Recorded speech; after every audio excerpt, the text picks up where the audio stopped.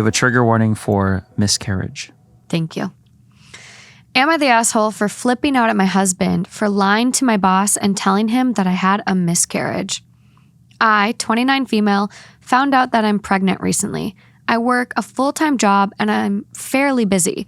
Unlike my husband, who, 31 male, only works part-time and has plenty of time to spare. He visits his family almost daily. He also complains about how I keep missing events that I think aren't that relevant because my in-laws literally have a party every week.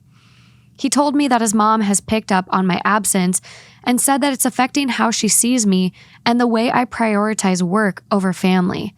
I had this conversation with him and his mom 100 times, but to no avail.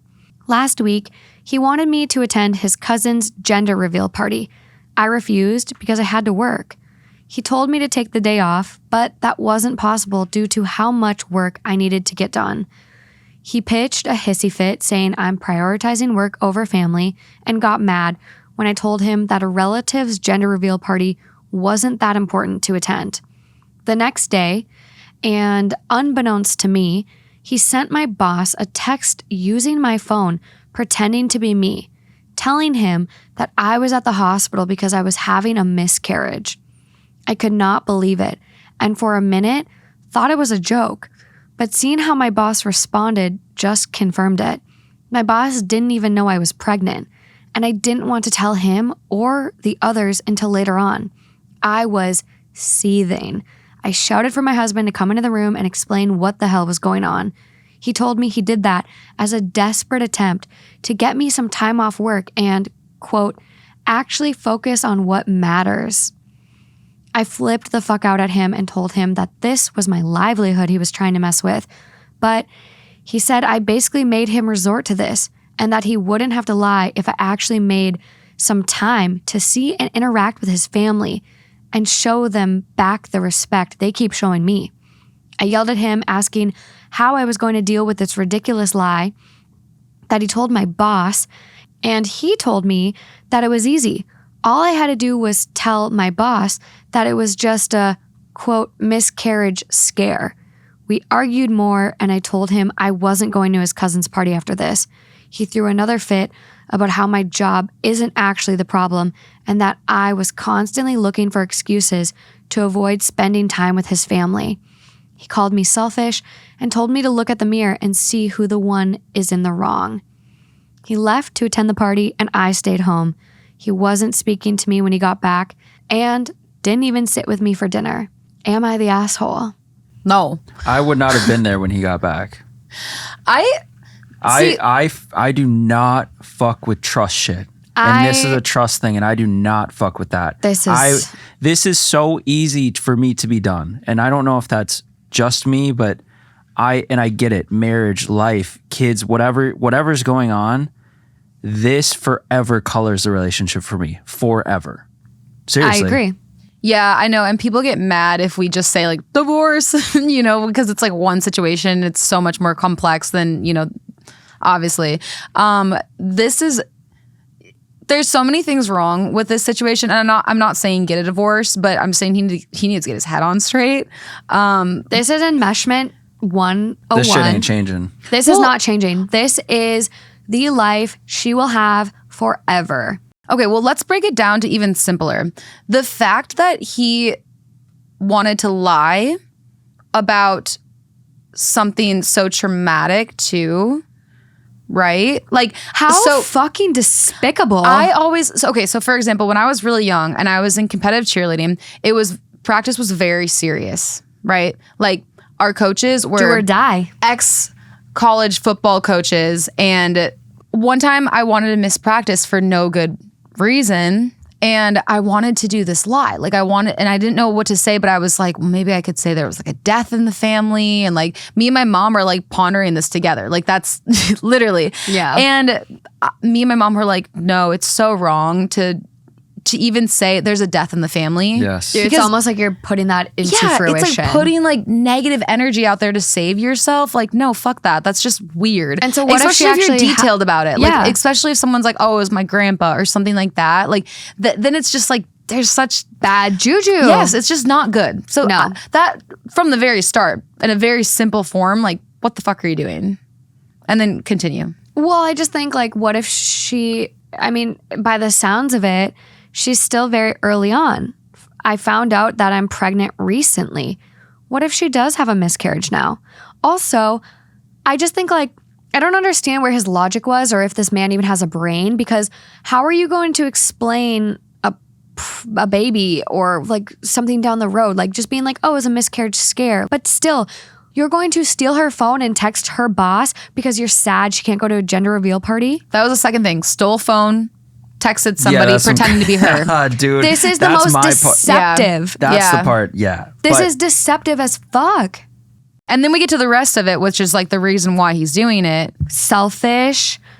His reaction to the miscarriage, just from what I know from this story, would be like, oh, now it'll be easy to tell your boss if it was a real one. Yeah, like the boss is going to believe you more now. And also you'll be able to come to more family events. Yeah. So this is a win-win.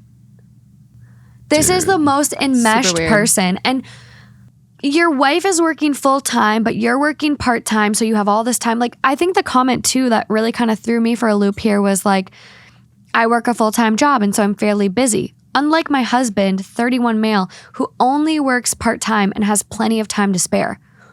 To be honest, it actually does really, I feel, for me specifically, change my state of mind within the environment that I'm in.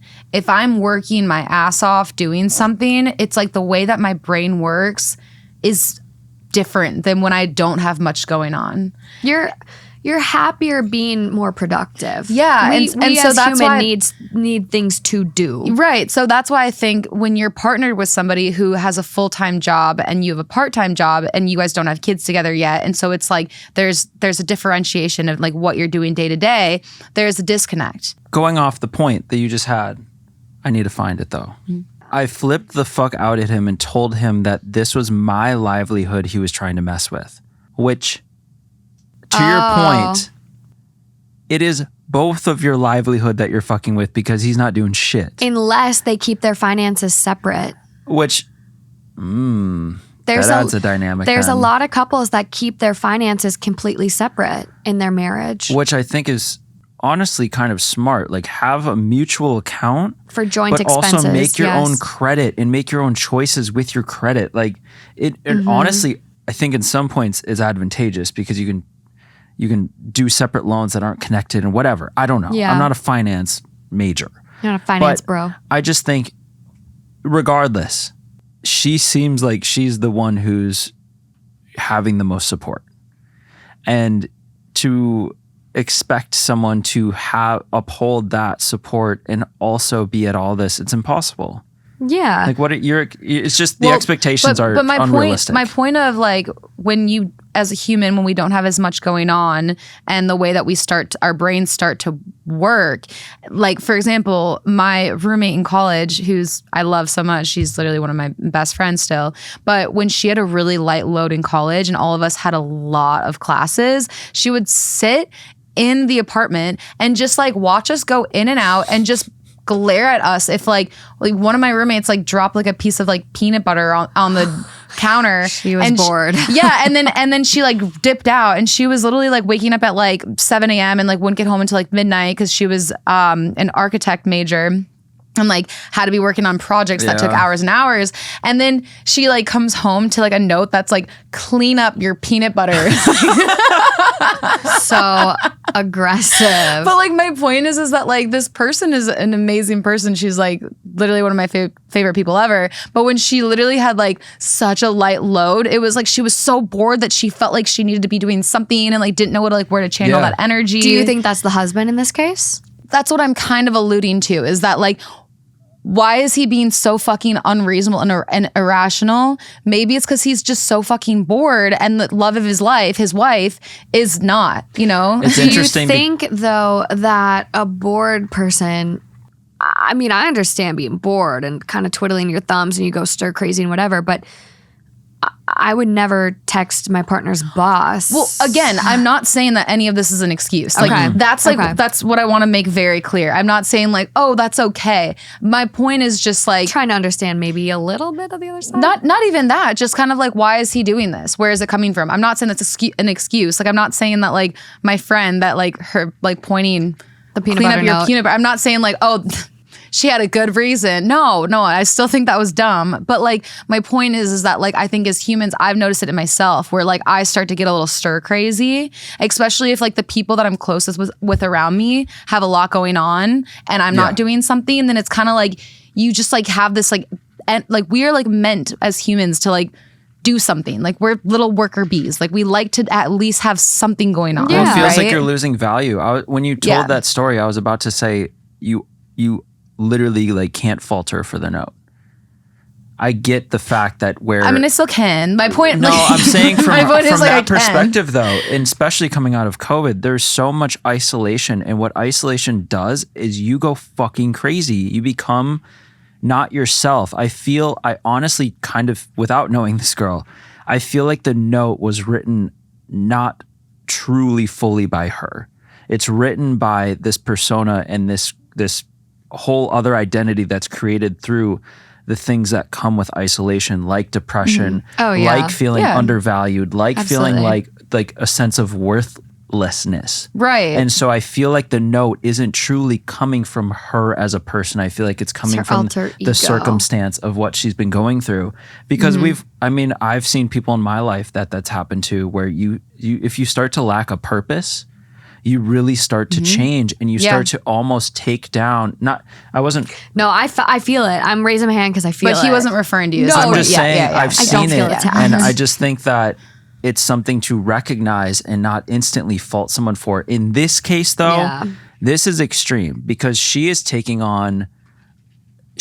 like, it's more than just, oh, I'm jealous of my roommate because they're out and they have so much stuff they're doing and I'm fucked. I don't have shit going on. Yeah. This is like, dude, you're sabotaging your life and your marriage and being in the same household as your child and not being a single dad. Like that's where you're really like, you're self-sabotaging so hard on this one. Yeah, for sure. So I'm saying I understand that because I've seen it. But, and then the alter side is like, but I fault when you start fucking with someone's life and you send a text message to their boss. But also like out of all the excuses you could have come up with where I can't go to work, I have food poisoning, I have this, I have that, I'm ill. There's so many easier ways out of it. If you're going to text someone's boss, I'm sick, I cannot get off the toilet, I am so sorry. No, it was deliberately not that. Yeah. But that's what I'm saying. This is so unhinged. I picked this one because I'm so unresolved in the fact I need to know what she does. Ooh. And the comments did not. They came. Like the top comment. They did not. They came. They came. They came. I don't know. I'm just like, I'm poetry. They didn't. I was gonna be like they didn't fuck around, but they really came. They came for this man and like really just kind of laid into it. So. I mean, he's a fucking idiot, so I hope they did. Honestly, I would go beyond idiot. Like, this is actually, like... malicious. Gross. Intentful. Rude. Criminal. I can't think of anything else. Fuck. Despicable. Repugnant. Repulsive. Dick knifey. That's we got to end on that one. So, the top comment, over 26,000 upvotes at this point in time.